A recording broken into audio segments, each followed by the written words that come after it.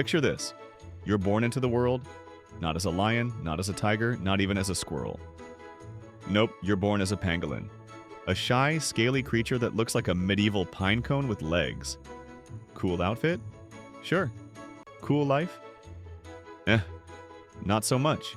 Because the reality is, being a pangolin is like buying an all-inclusive vacation package that only includes ants for breakfast, hiding in a hole for entertainment, and being chased by poachers as the bonus activity.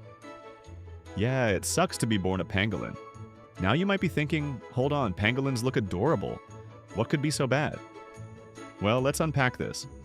Pangolins have one of the weirdest lives in the animal kingdom. They're ancient mammals, older than the dinosaurs' extinction, and yet somehow, their survival skills haven't exactly kept up with the times. We're going to walk through a pangolin's life step by step, from their awkward baby days to their all-you-can-eat ant buffets, to their questionable defense tactics, to the terrifying risks they face just trying to exist. And we'll do it in a way that lets you picture the poor pangolin's misery, but also laugh at how bizarre nature can be. Let's start at birth. A pangolin baby is born tiny, pink, squishy, and rocking a set of soft scales that are about as useful as wearing flip-flops to a sword fight. For weeks, the baby has to hitchhike everywhere on mom's tail, like a clingy backpack. That tail is the baby's car, apartment, and panic room all rolled into one.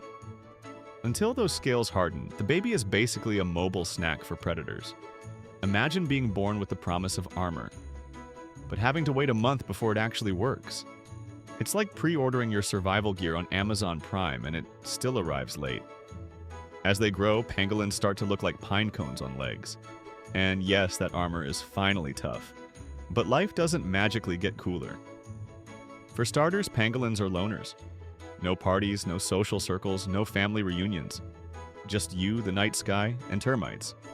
They're nocturnal, which means they spend their days sleeping underground and their nights, well, eating bugs. And here's the kicker. They don't have teeth.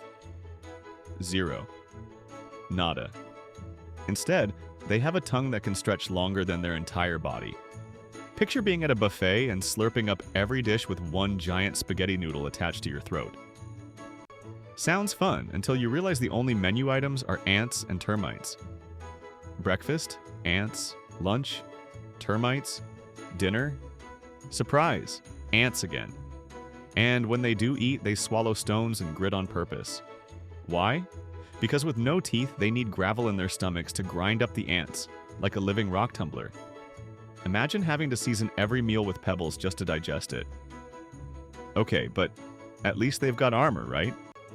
True, when danger shows up, say a lion, a leopard, or an annoyed honey badger, a pangolin curls up into a tight little ball. On the one hand, genius.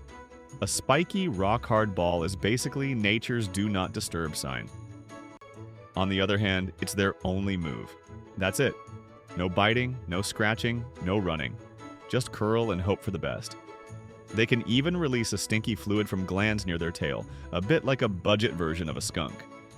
But let's be honest, that doesn't exactly terrify a determined predator. Against big cats, it sometimes works. Against humans? Absolutely terrible.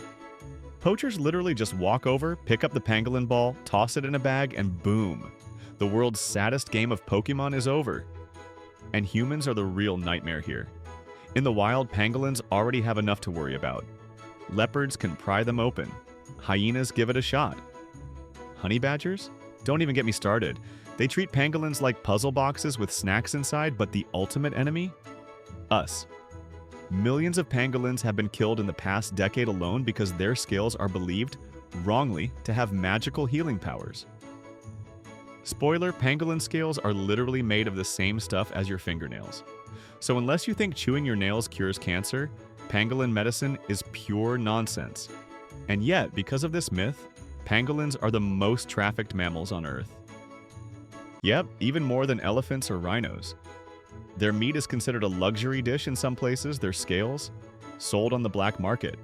So the moment a pangolin rolls into a ball in front of a human, it's game over. And it's not just predators and poachers. Pangolins are naturally clumsy. Their claws are perfect for digging termite mounds, but awkward for, well, everything else.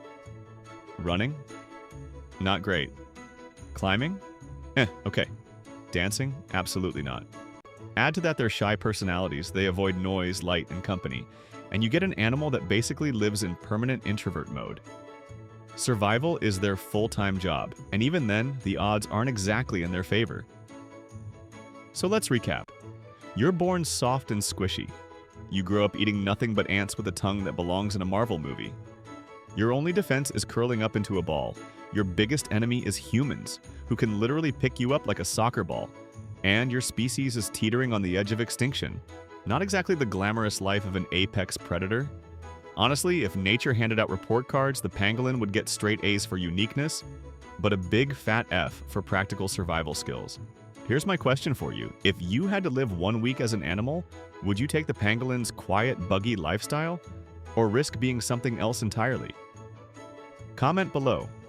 I want to see who's picking pangolin and who's picking lion.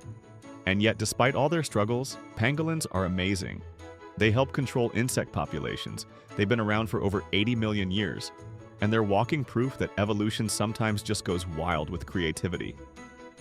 Their life may suck, but their survival is worth fighting for. Protecting pangolins means protecting one of the weirdest, most fascinating creatures on Earth. So if this video made you laugh, made you curious, or made you root for the underpangolin, hit that like button, subscribe for more strange animal stories, and share this with a friend who needs to learn that not every superhero wears a cape. Some wear scales. Until next time, stay curious, stay kind, and spare a thought for the little armored pine cone of the wild. For more such content, subscribe to Mindrix.